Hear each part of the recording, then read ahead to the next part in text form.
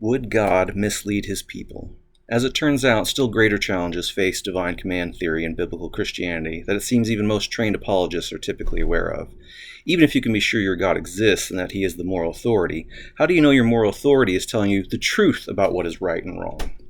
In Genesis 22, Yahweh deliberately misleads Abraham into believing human sacrifice is morally acceptable by commanding Abraham to kill his own son. But Yahweh doesn't actually mean it that time and sends an angel to stop Abraham from carrying it out.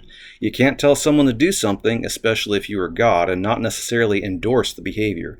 If Jesus tells a believer to go jump off a cliff, that believer is going to assume that jumping off a cliff is the morally right thing to do. So how do you know some parts of the Bible aren't designed to morally mislead modern believers in some way? Surely this sounds impossible to many people's ears, and yet in Ezekiel 20:25-26, the prophet claims that Yahweh had prescribed evil, unlivable laws, and hadn't told him this was the case for a very long time, to punish even his own people for their wayward behavior. Regardless of whatever you might think those evil, unlivable laws were supposed to be, hint, human sacrifice, it was still a long-standing divine lie from Yahweh about what was supposed to be morally true, and we're told this by one of Yahweh's official later prophets speaking in official writings that most modern Christians take as authoritative. Some Christians proudly admit their moral commands are impossibly high standards, and Jesus agrees in Mark 10:27, Matthew 19:26, and Luke 18:27.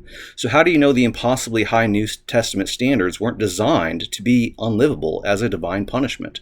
With these biblical precedents set, you would never be able to tell.